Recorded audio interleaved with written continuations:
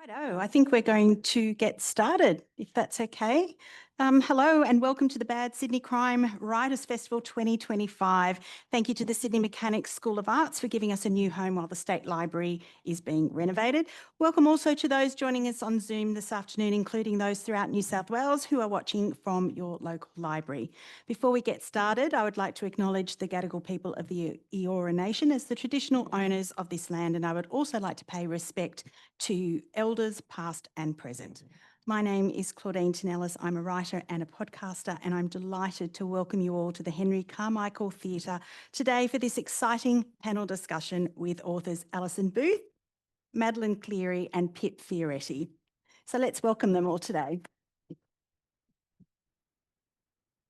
A few housekeeping announcements before we kick off. If you could all put your mobile phones on silent, please. Recording of the session is not permitted. However, we encourage you to take as many photos as you wish, but no flash, please.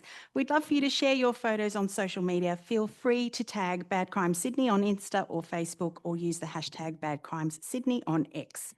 There will be some time at the end for questions, so please do get your thinking caps on. Okay, let's get started. Friends, over the last 7 years, I've derived much joy in focusing my podcast series on Australian fiction. With it has come the opportunity to delve into a plethora of Australian experiences, both new and old, past and present. We are so lucky in recent years we've had a veritable explosion of stories that explore our relatively recent past.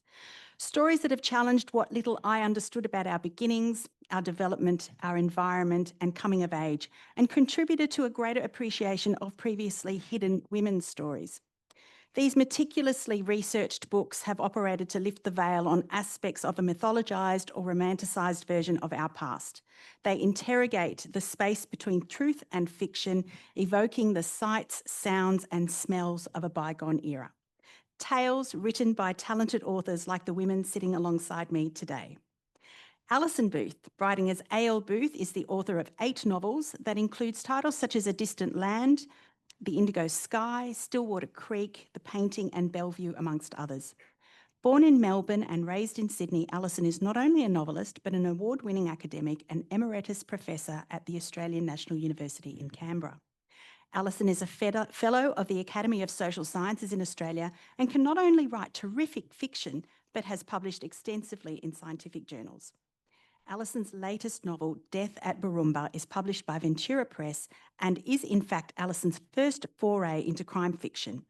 An evocative and immersive story that blends a murder mystery with meticulous research to paint an accurate picture of life in a small town in 1919, along with the political and societal issues facing Australians at that time. Welcome to the panel, Alison. Thank you. Madeleine Cleary is a Melbourne-based writer who holds a Master of International Relations from the University of Melbourne and an Associated Honours degree from RMIT University. Madeleine has spent 5 years working in bookshops, or did spend 5 years working in bookshops, I should say, before joining the public service and then serving as an Australian diplomat in China. Madeleine's debut novel, The Butterfly Women, was published by Affirm Press earlier this year and is an astounding debut set in Victorian-era Melbourne, a tale of murder and debauchery, giving voice to the women history has overlooked. Welcome, Madeleine. And finally, Pip Fioretti. Pip is a Sydney-based author who has been writing fiction since 2006 alongside a career in visual arts. In the 2021 Sydney lockdown, and inspired by walks she'd taken through the arid rangelands of Western New South Wales, Pip wrote the first draft for a novel that would become her first crime novel, Bonelands. Released by Affirm Press at the end of March in 2024, Bonelands is a highly evocative, compelling and somewhat confronting novel which delves into Australia's dark past and prosperity built on the back of the pastoral industry, a book which Pip recently has followed up with its next instalment, Skull River. Welcome, Pip. Okay, so I wanted to say congratulations to all of you on the publication of these incredible novels, each of which have explored a specific time and place, giving us a snapshot of Australia's history through the collective eyes of a cast of incredible characters. Now, Alison, I might start with you. You've published many novels, but this is your first foray into crime, as I mentioned earlier. And from talking to you previously, I understand that this novel had its genesis in part from your memories of a particular place that you visited as a child. So I wondered if you could tell us about that and how it led to your inspiration for the story that ultimately became Death at Barumba. Well, that Barumba was the name of a house, and it is a house that has long gone. And I was fortunate enough to visit it when I was very young. It was down at the back of Eden and in a beautiful farming landscape. And the house that we visited and stayed in is reimagined as Barumba in this book. The house has been long since demolished and has been replaced with a state forest. And when I took my husband down to visit it 4 or 5 years ago, it had all been logged and felled, and it was a scene of devastation, and it looked like one of Frank Hurley's photographs of the Western Front, and hence that linked through with this novel, which the main character fought in the Western Front and he survived and he came back to Australia. So that's the story of the house. So can you tell us or give us a brief rundown of the story? Yes, the story is about Jack O'Rourke, who, before he went off to war in 1915, he rescued a man who was drowning in Sydney Harbour near Walsh Bay.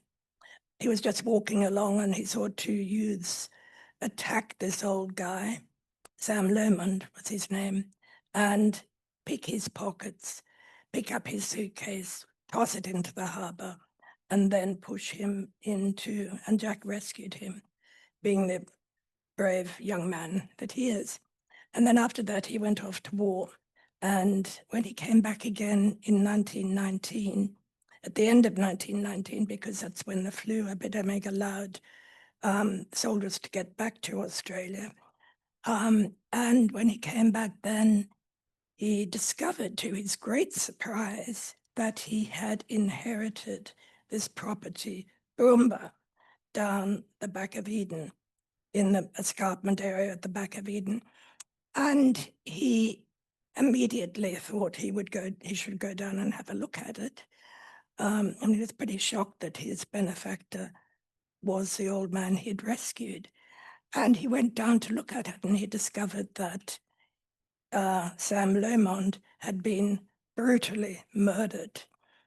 And surprise, surprise, he was suspected by many of the townsfolk and by the local constable of doing the murder himself to benefit from this gorgeous estate, which came at a very convenient time for him because he'd fallen out with his father. And he needed something because of his difficult experiences. He needed some way of getting back on his feet. So it's hardly surprising that he was immediately suspected of the murder. But then it turns out that a lot of the townsfolk were also highly suspect. And that's how the whodunnit began and developed. Yeah, absolutely. So as you mentioned, while the story begins in 1915, we only really start to get to know Jack, the protagonist, in 1919, which is when, as you said, he returns from war. And you mentioned the Spanish flu there, or you mentioned the flu epidemic, which was the Spanish flu. But what else was happening in Australia and globally that drew your attention and which made you want to write about the story at this time? Well, I wanted to tie into the story, which after all the story is set in a small rural town in New South Wales, but it links in with the broader things that were happening in the world. Some of the things were what was happening in Russia, because the October Revolution was in 1917, And after that, as you would all know, the Reds were fighting the Whites, Lenin was in power, and many Russians were trying to make their way out of Russia and come out through Vladivostok, Harbin, and Shanghai, and down to either the US or to Australia. And the first port of call was Brisbane when they got to Australia. And they tended to all hop off there as soon as they possibly could. Who wants to be on a ship forever? And they, and then things, I'm not going to go into the politics because things got difficult with the Queensland government being suspicious, with the federal government quarrelling with the Queensland government about admitting refugees, and then ultimately with the War Precautions Act banning the entry of Reds into Australia. But anyway, one Red, not Red, no, he's not Red, sorry, he's definitely not Red. One Russian had made his way from Brisbane down the coast to Eden, and he networked with Lomond. You may remember Lomond was a guy who Jack rescued from the harbour. And Lomond's mother was a Russian Jew, and she had got out of Russia on the eastern side before the Trans-Siberian Railway was built. She'd got out on the eastern side and come to Australia and met Lomond's father. They got married, and then that's how he ended up in Boomba. But the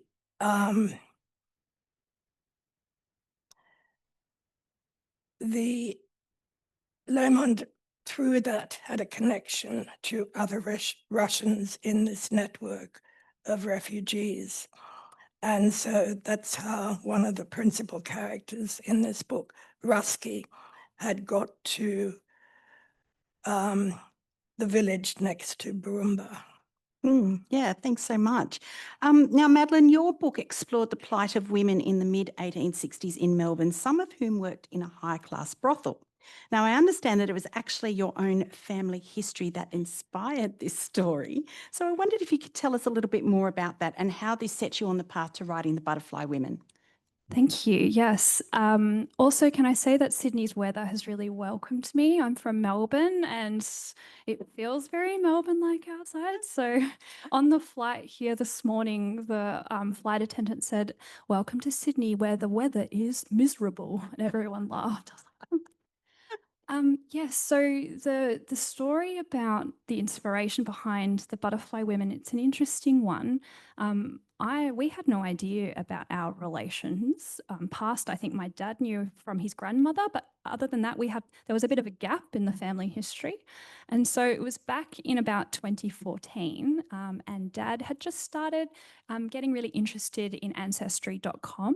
And he was connected to a woman when he did his DNA, and she was a distant relative. And she said, "Bill, I'm not sure if Sydney people know Phil Cleary. It's a famous name in Melbourne. My dad is named Phil Cleary, but not the famous one. A lot of people ask me that." And I said, "Phil, do you know you're related to the infamous Cleary family of the 19th century in Melbourne?" And so Dad was like, "No, but please tell me more." And that's really sort of set us both, my dad and I, on a bit of a journey of discovery. And what we learnt is there are a lot of stories, a lot of vagrancy, assault, aggravated assault, no murder. I don't think we've committed a murder, but basically any crime you can imagine we've done, and that's just the women of the family. And it was these women's stories that really, really intrigued me. And so we discovered that my great-great-great-grandmother, her name was Catherine Cleary, she ran a brothel in the 19th century for a couple of decades, according to the court reports, at the back of the Black Eagle Hotel. And apparently it was described by the Argus as the most disgusting den in all of Melbourne. So it wasn't quite the high-class brothel that I set the Butterfly Women in. This was a place of debauchery and crime and really interesting women. And so I've drawn from these court reports. My dad and I have uncovered about 200 or more articles related to the Cleary family, and a lot of them involving the women. And I suppose the writing of the Butterfly Women, the question that I came to was I wanted to understand a little bit more about their lives and their circumstances. What drew them to this life? Did they choose it? If not, why? And when you are reading articles about your ancestors, and these are men who are writing these articles describing these women as evil, you want to a bit, I suppose, understand, were they evil, and what was some of the socioeconomic climate that led them to this? Yeah, absolutely. I think your inspiration is understandably compelling, but I guess I wondered, why did you choose to tell this story in the context of a murder mystery? Was this inspired by actual events that were happening at the time? Yeah, it's interesting because I never thought myself a crime writer. And even when I was invited to the festival, I thought to myself, oh, I feel like a bit of an imposter, because I've always thought that I was historical fiction. But there is a massive crime element running through this book. So perhaps you have to wear a couple of hats when you're a genre writer. And I'm a bit of a pantser, so I write on the seat of my pants. I really don't know what's happening when I'm writing. The story to me is the interesting part. So if I was to plot it all out, then to me that kind of ruins the enjoyment and the joy of it. What I would recommend for any crime writers in the room, do not do that. Definitely plot, don't pants. It's really difficult because eventually you will have to plot. It might have to be after you've got your first draft. So why this turned into a crime book, about a third of the way through the novel, this is for my first draft, I turned to my husband, and because I write on the couch, I can't write in my office, it's too sterile. And I turned to my husband and I said, oh, I think I might add a serial killer in, stalking the narrow laneways of Melbourne's back slums and the narrow passages. I said, does that sound interesting? He's like, that sounds cool. Go for it. And that's why it became a crime novel. And it's interesting, when my publisher, and Pip and I share the same publisher, when Ruby, she read the first draft of it, and she said, oh, there's not much really about the serial killer in the first third of the book. I was like, well, there wasn't one before that. So that's where the work comes, to plot and plot. And so the reason though why, and it wasn't just, I make light of this, but the reason why I decided to add in this Jack the Ripper style serial killer element is because this is really the anchor that carries through my entire intent behind this book, which is to unveil what the hypocrisies of men during this particular period in the 19th century and their views on women, and how really that hadn't shifted that much over the last 150 years until very recently. So being able to have a serial killer who's stalking particular women, and this particular killer is stalking the streetwalkers, and these are women very much like my ancestors. I literally was able to use words from the newspaper articles to describe how ill-treated these women are. And the police of the day, they really turn a blind eye, because for them, these women are not important. So I was able to show the views and the values of that day by having this anchor throughout the plot. So yes, while I didn't intend to start out writing crime, I think in the end, the story couldn't have that same narrative without it. Yeah, fantastic. And I want to come back to the hypocrisy a little bit later. But before we go there, Pip, in your novel Bonelands, we find ourselves in between the years of the Butterfly Women and Death at Barumba. It's 1911. Australia's only newly federated. Many men are still suffering the effects of their service in South Africa, fighting in the Boer War for the British Empire. And the production of wool preoccupied much of Australian primary industries, being in high demand as an export. So I wanted to ask you, why then? What was it about this period that made you decide it warranted exploration, and how did you come to be writing about Augustus Hawkins? Okay, well, first, the land. It's in the Western Division, as the New South Wales Land Commission describes it, which has been incredibly degraded by high impact wool growing since the mid-1800s. And I read a book by C.E.W. Bean called On the Wool Tracks. It was a bit of reportage written in 1911. The same man who went to Gallipoli and embedded himself with the troops there. And he wrote about the land and the farms and the people, and how the intensive farming of the practices of the 1900s had just decimated this land. And I was interested in the idea of the sort of extractive industries that take so much that the land does not recover, and the populations of wildlife become extinct and they do not recover. And I wanted to set a character against that who had also been, bashed up by the Imperial Project, fighting for the British, because they fought under British officers for a British Imperial War over resources. So that's how the two of them came together.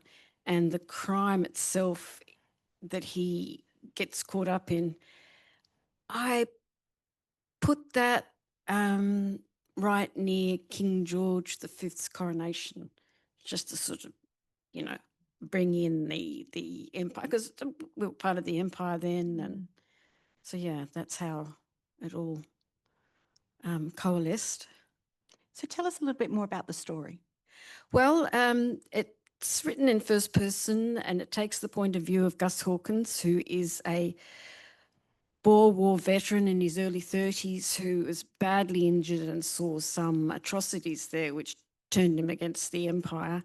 He comes back to Australia and he's living with a whole lot of what we would know as combat fatigue or PTSD in a time when there was no language to even recognise it. You were called neurasthenic, you were, men with it really suffered, and he couldn't take living, he couldn't fit back into his old life. So he goes a bit wild, he drinks, he womanises, does all of that, and then he ends up taking a job as a mounted trooper, a one-man post out on the Darling River in the middle of this wool-growing district. And he polices his district, and he, drinks deeply every night, and, tries to, wears the uniform as a way of containing his trauma. And it's, he discovers the bodies of the 3 young adult children of the richest wool grower in the area. And he becomes involved in the investigation as providing protection for the Sydney detectives as they go around. But because of his years in the community as a soldier, he knows everyone. So he just pieces things together, and he has a personal stake in it because he's in love with the only surviving sibling of the 3 that were killed. Yeah. Yeah. Now, much like Jack O'Rourke in Alison's novel, Gus bears physical as well as mental scars from the war, as you mentioned. But unlike Jack, Gus is bitter. He's morally flawed and he's deep in the trenches of self-pity and loathing when we meet him. Was this generally reflective of the attitudes of the time for war veterans? Was it resentment of empire and Australia's break from Britain, perhaps? Not necessarily, no, but I wanted, that's what I wanted. So, but I had a lot of sympathy for men at that time who were told that their PTSD was actually weakness or malingering or signs of familial degeneracy. And he has a tremor because he's somatising his trauma. He has a terrible tremor.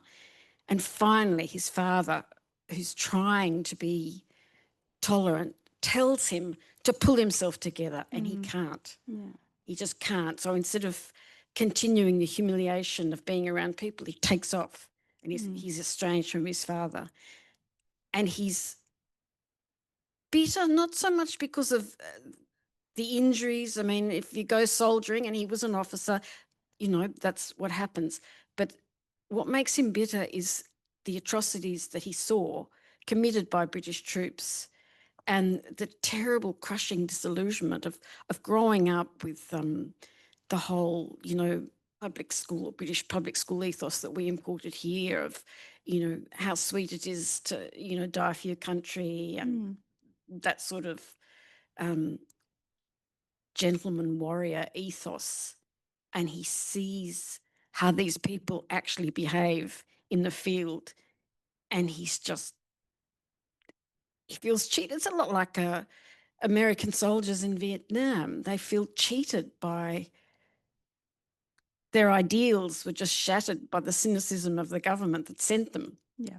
So that's his back. But I wouldn't say they're all bitter. What I would say is that there's a very good book called The Military and Madness and the Military about PTSD in men between the wars in Australia. And it is a shocker.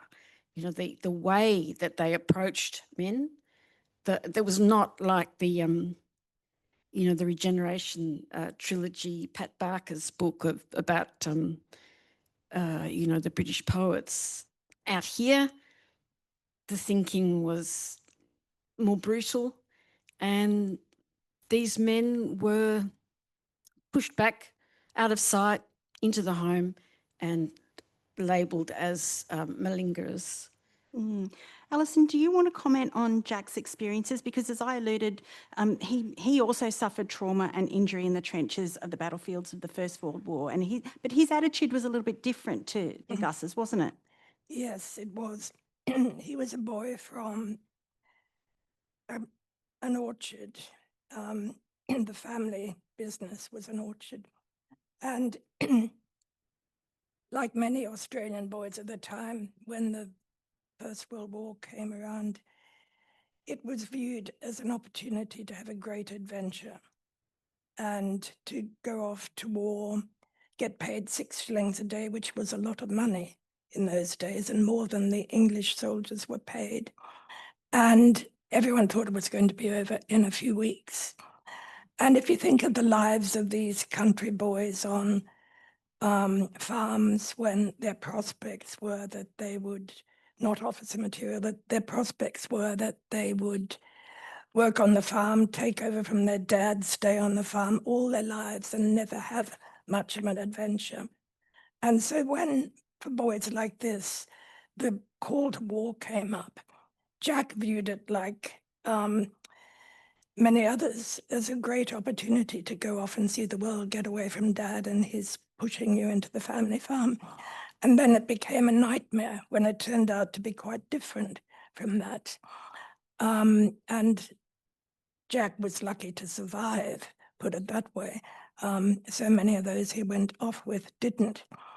But he had a lot of trauma to live through and to try and get over when he came back again. And I read a lot about individual experiences written by men of that time, of what it had been like in the trenches. There's one fantastic book called Some Mud by an Australian guy. It was published relatively recently. And another book by a British man called Diary of a Dead Officer, which was published in 1919, which was a wonderful matter of fact, but deeply disturbing in part because of its matter-of-factness, recounting of his experiences in the trenches. And so those two, the Australian perspective and the English perspective, and of course they were interweaving, and I also read the Irish perspective too. And so that was I found that very moving, and an entry into what it would feel like actually being in the trenches, seeing what they went on. Of course, I don't recount that firsthand. That comes through in Jack's nightmares. You know, he wakes up from this and it's all so vivid, and then he wants to recover from that and get over that. And he's hoping that by distracting himself in a way, or because he feels he must, solving the murder is a way for him of, I wouldn't say reconciliation, but of recovery. So that's Jack's experience. It's the same with Gus.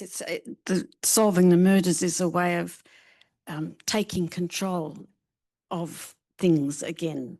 imposing order when order was destroyed. And as for trauma being a universal experience, it isn't necessarily. It's just for fictional purposes, it works. But there's a woman called Barbara Hawker, who quite prominent in the Australian publishing industry. She read the book and she sent me her father's memoirs.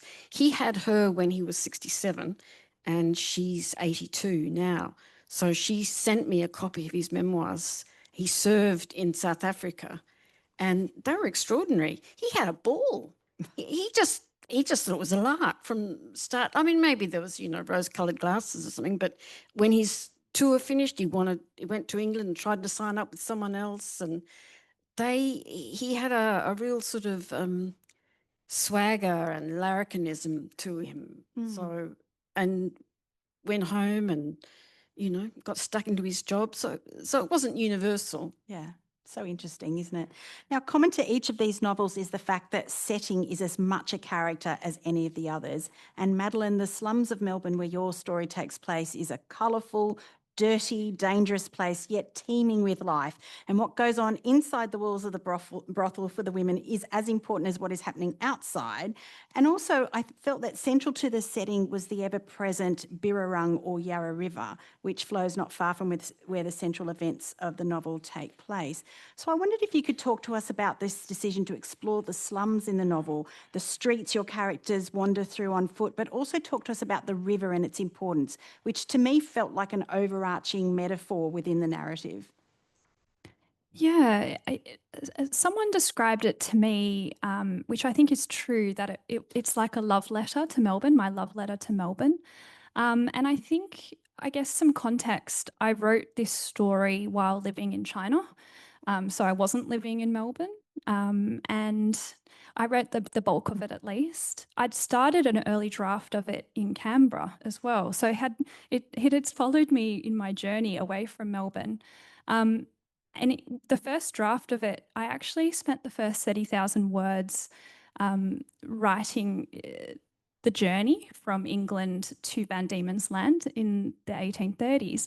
And then when I sat back and looked at it, I thought, I've written a third of this book and they haven't even got to Melbourne yet.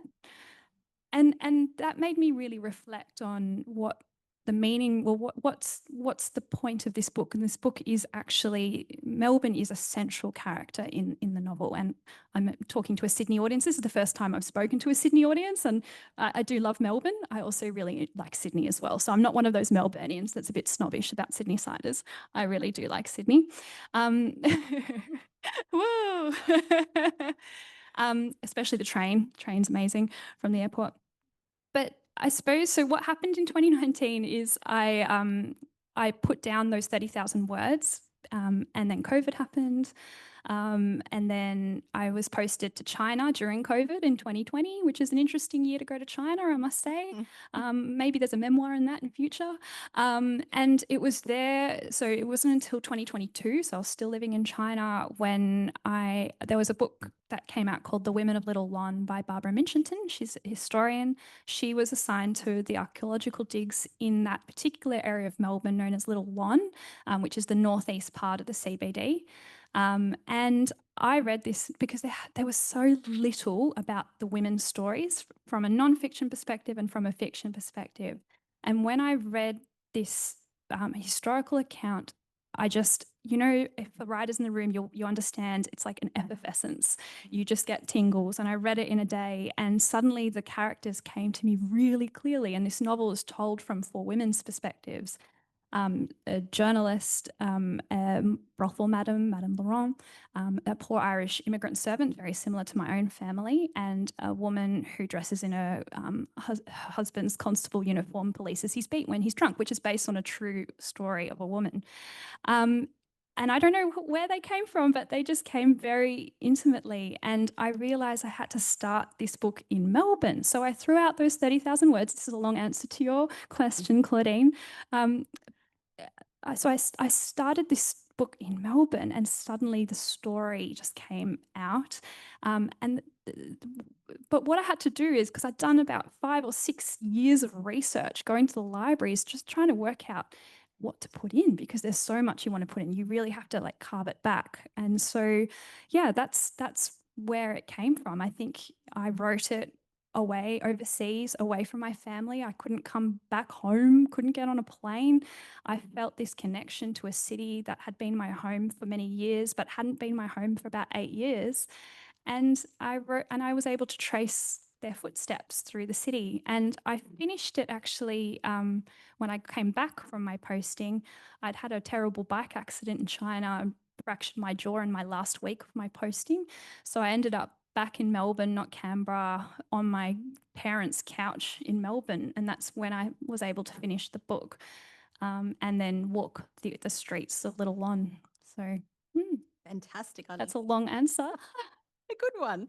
Now, Pip, in Bonelands, you give us a strong sense of place through Gus's eyes. You evoke so incredibly well the dust. We see it, we taste it, we feel the dry, deadly heat, what Gus smells, what he sees, the incessant buzzing of insects and the threat posed by marauding predators. This rendering of the harsh and often hostile nature of our environment is what has brought global attention to Australian outback noir novels. Was this something that you were conscious of while writing? And if so, what did you do to bring those details alive on the page? I was very conscious of European Australia's ambivalent relationship to the outback and the land. I mean, it's with my background in visual art history and practice, it's a very long theme that has been tackled by many artists and painters.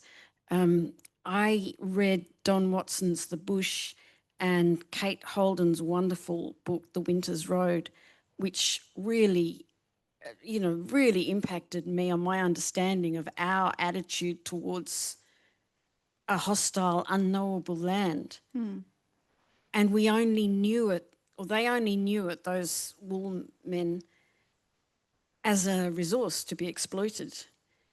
And land had to be improved. And in fact, leases would not be granted unless they were the land was improved.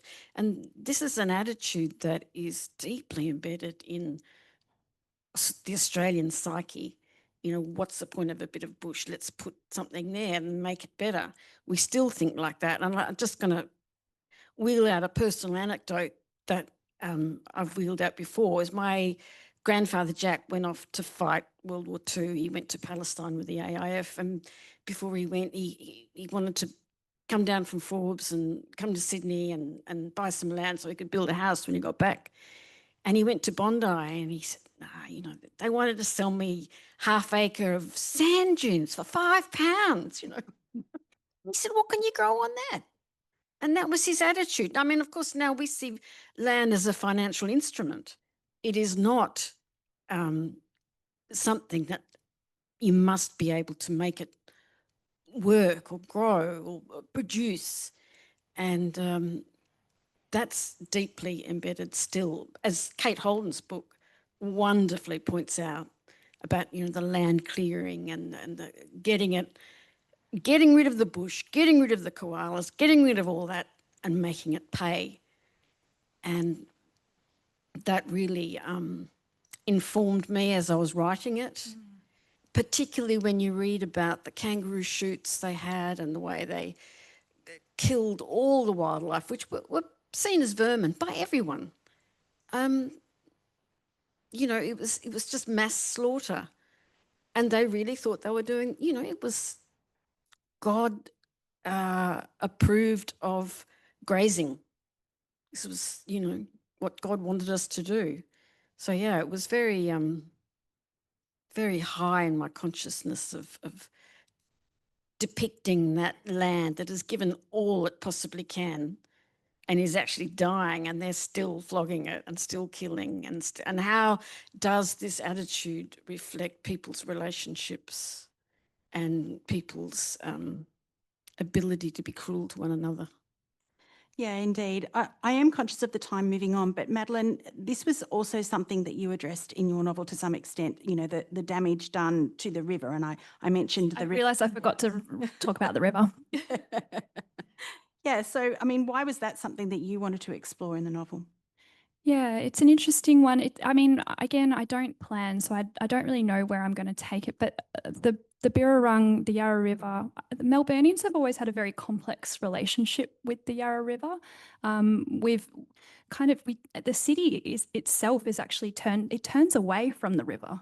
If you think about Melbourne, there's the Yarra, and then it all goes up the top of the banks. And for many, many years, like there was like in the 19th century at least, there was sort of like a camp on the other side, but Melbourne faces away from it. So they call Melbourne a city that's turned its back on the river.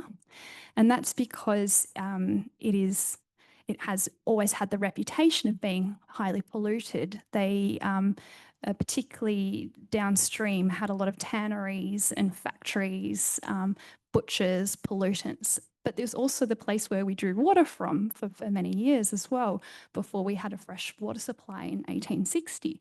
And so it's always been a very complex relationship.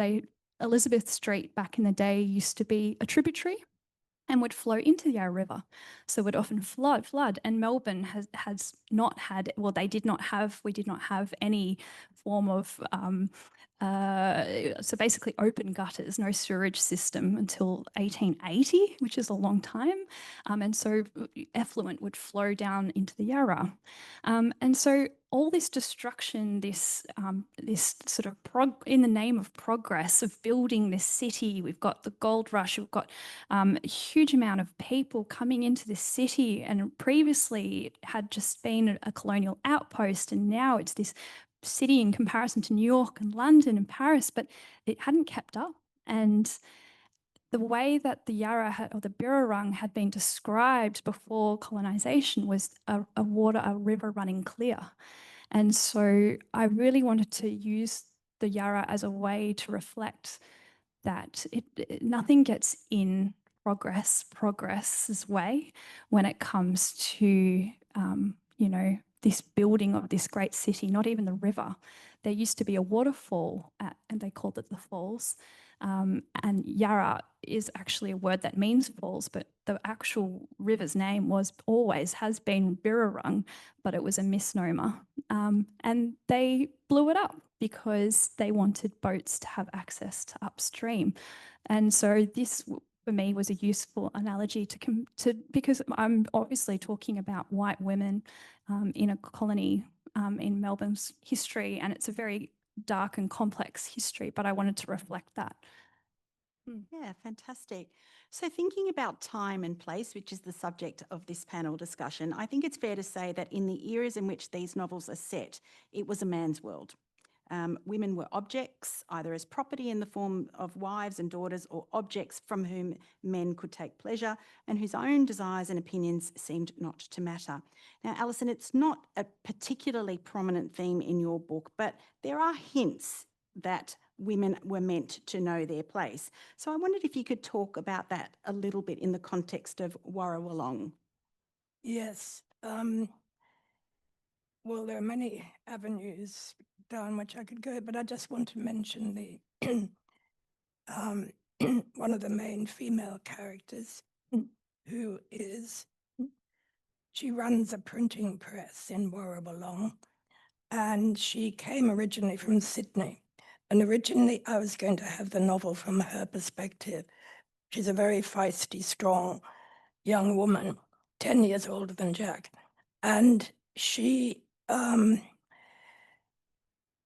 I stopped doing that because I thought she's looking awfully like Louisa Lawson, the mother of Henry Lawson.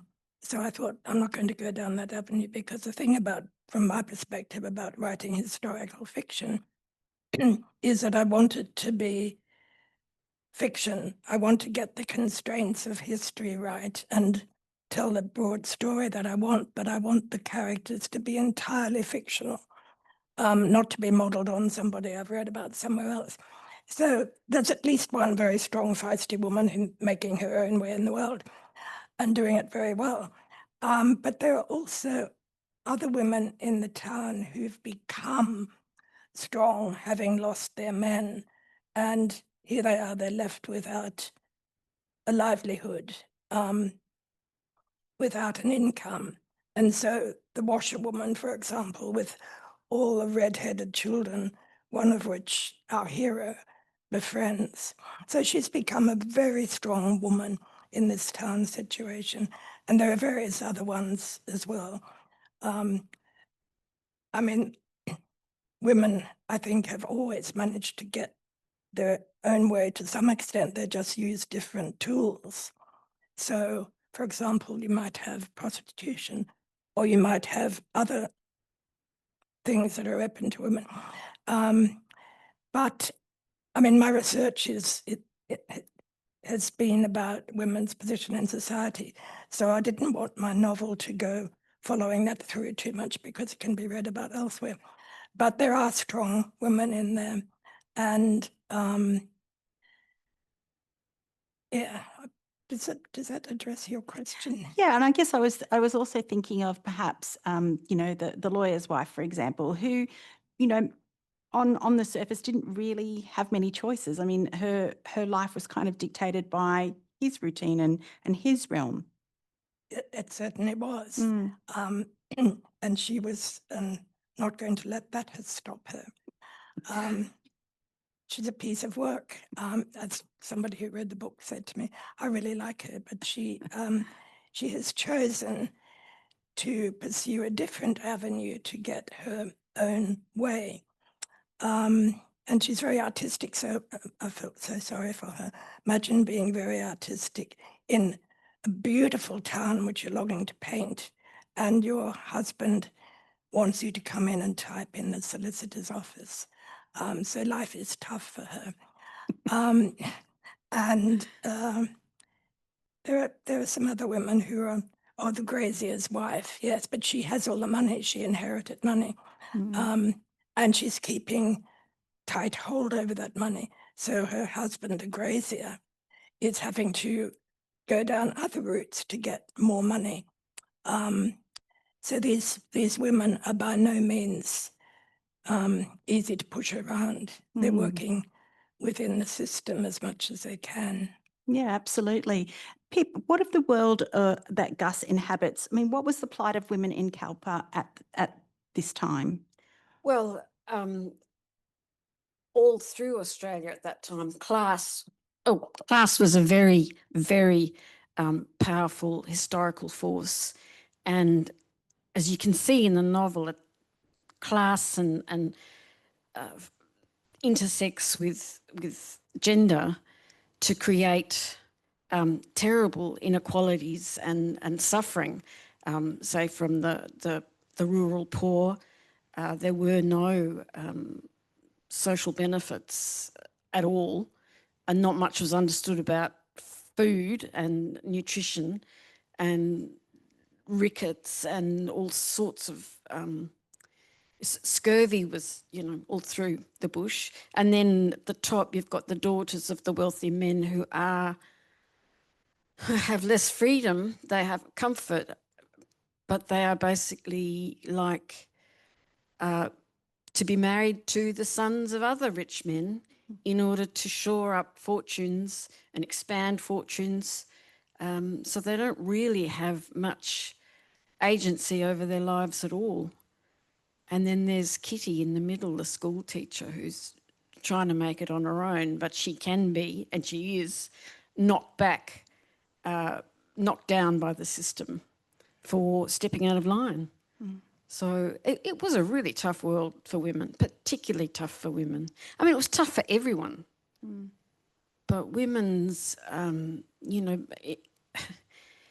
sitting on the veranda embroidering all day long was your lot until you got married, and it was, yeah.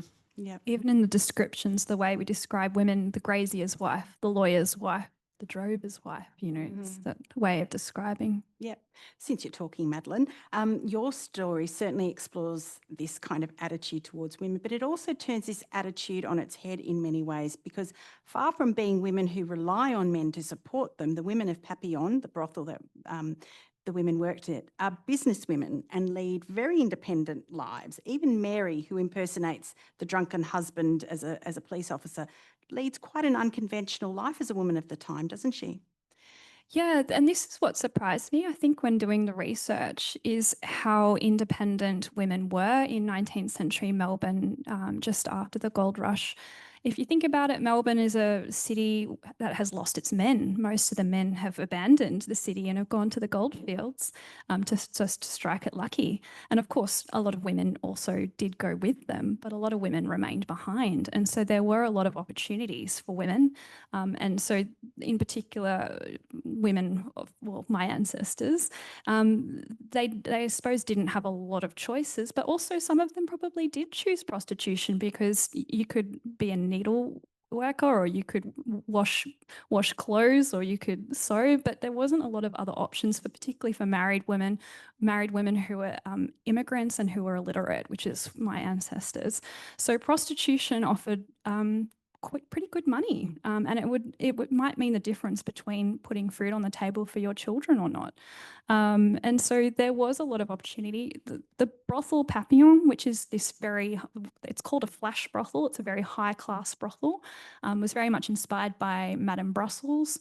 Caroline Hodgson was her name. She was an immigrant, came to Melbourne. She was an entrepreneur. She was a businesswoman. We kind of make a little fun about Madame Brussels, but she is quite a formidable woman who over decades grew her businesses from almost nothing to these incredible establishments, 40 plus rooms, very kitted out. And the men who would patron these establishments were men with influence and power, and they were often the first to condemn and criticize these women for their chosen profession. It's not a coincidence that Little Lawn, which is where these brothels were opposite Parliament House. There are some rumours there's a tunnel between Madame Brussels brothel and Parliament House. Now that's a rumour. I can't attest whether it's true or not. But yes, this is what I wanted to explore: female agency and empowerment. Kelly Gardner, she is an amazing historical fiction author. She commented at my launch, said, all your women are really ambitious, all your characters. Was that deliberate? And no, because this is based on real women of the day. Yeah, absolutely. And therein lies the hypocrisy that I referred to earlier. And you've done a really terrific job of exploring that in this book. I feel like the time has gone so quickly, and I've barely scratched the surface of the things that I kind of wanted to ask these wonderfully talented women. But I'd like to throw over to you now and see if there are any questions you would like to ask our authors this afternoon. Up the back there.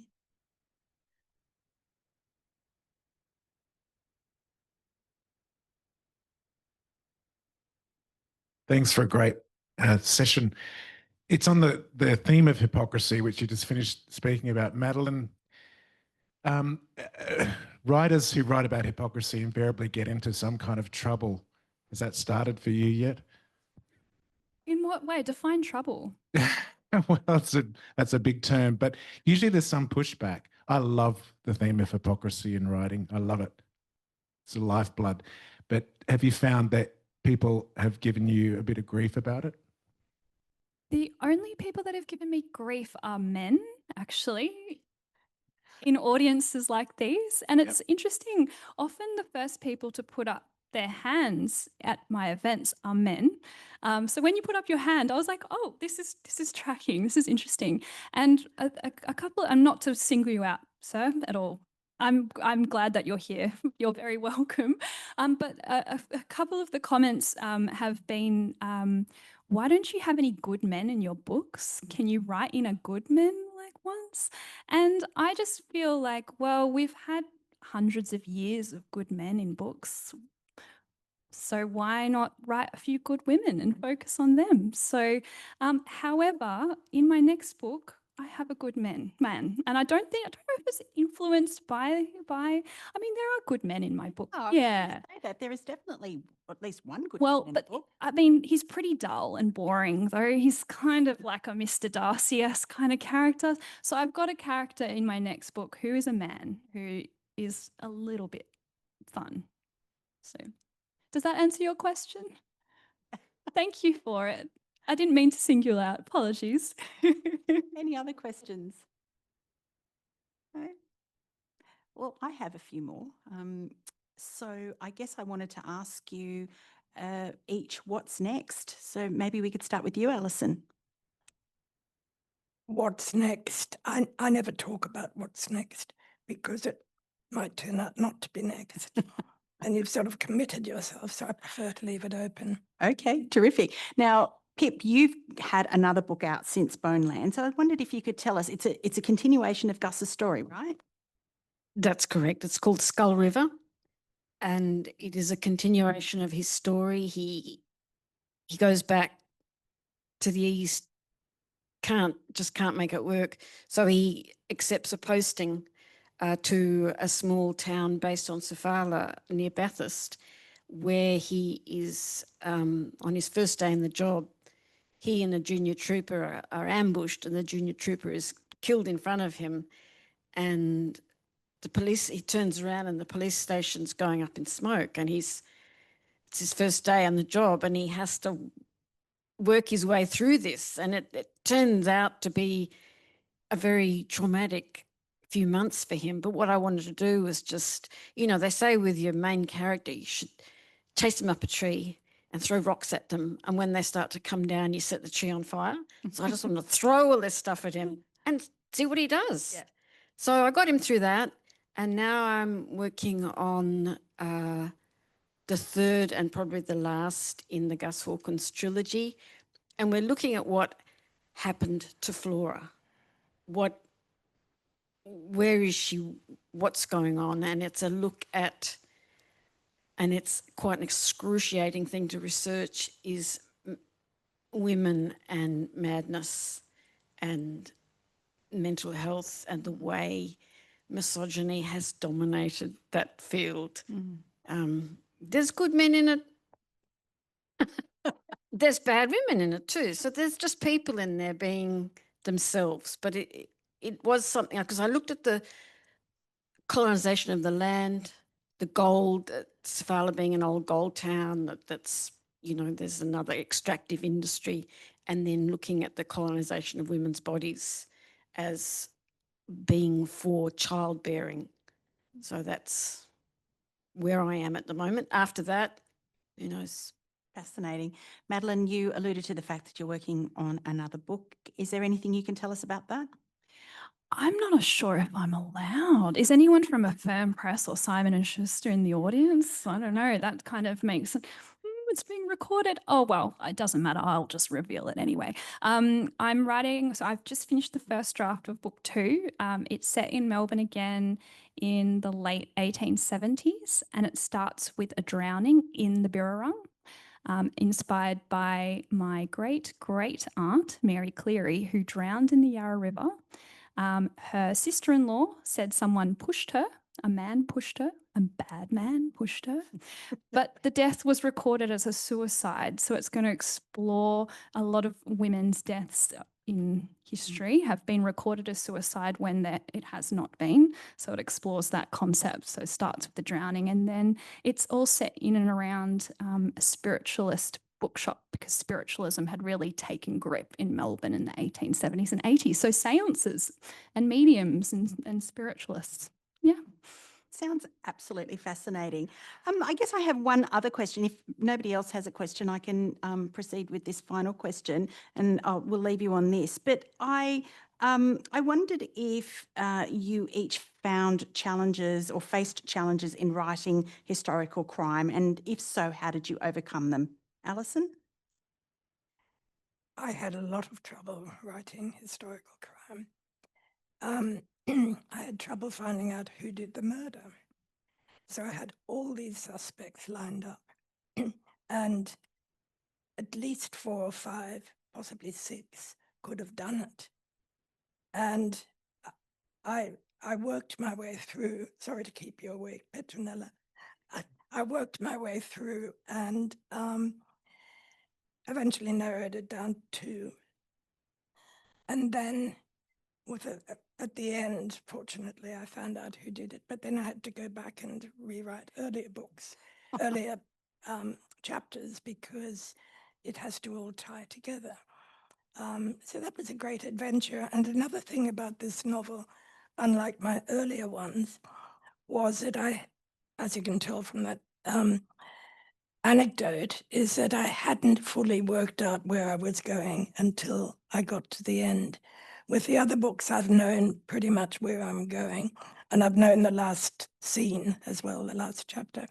But this one I didn't, and what I did with it, I wrote it as a play initially, because I wasn't sure about which character was going to have done it, and I thought I'd get to know the characters best if I had them all interacting in conversation, all in dialogue. And that was very, very clarifying for me. And that helped me work through to what was the story. And that was particularly important because I get very distracted by landscape. And anyone who reads this book will see that it's rather evocative. And so I didn't want to get bogged down with writing landscape, only to have to take it all out and put it somewhere else, like the garbage bin. So, Pip, what about you? Any challenges? Yes, my biggest challenge was working out the actual mechanics of policing, of bush policing prior to World War One. There's not a lot of material on it, and a lot of it is in the police library down at Goulburn, which no one can access. But I came across a very, very helpful curator at the Museum and Justice Museum who steered me in the right direction to State Archives, where I got a 1911 annual report from the police. And so I was able to work out which districts there were, which towns they covered, how many were in, you know, and what were the major crimes. There was all the Crimes Act of 1900, and then you've got to work out communications because there were telephones, but they weren't secure. They're all party lines, so the police didn't use them. So there was a lot of telegramming. So how did they do that? And it was all that policing back then was all very labour intensive, and it really emphasised to me, and I hope this comes across in the book, the importance of the community in giving the cops backup when they need it, because there just wasn't enough of them. It's a big country, and that sort of self-reliance of rural people comes from living in those areas where, Absolutely. I'd love to continue, but we're absolutely out of time. I can do mine really quickly. Oh, yeah, well, go ahead. My publisher asked me to change the murderer. After I submitted it, they accepted. They said, "We love it, but we've got to change the murderer." And so, if you want to find out who the original murderer was, send me a DM and I'll tell you. So. I love it. That's a perfect way to close off this discussion. Help me thank these wonderful women. Now, thank you for joining us this afternoon. Our speakers will be available in the lobby to sign copies of their books, and they're available for purchase as well. We ask you to leave the room at the end of this session and enjoy the rest of the festival. Thanks again.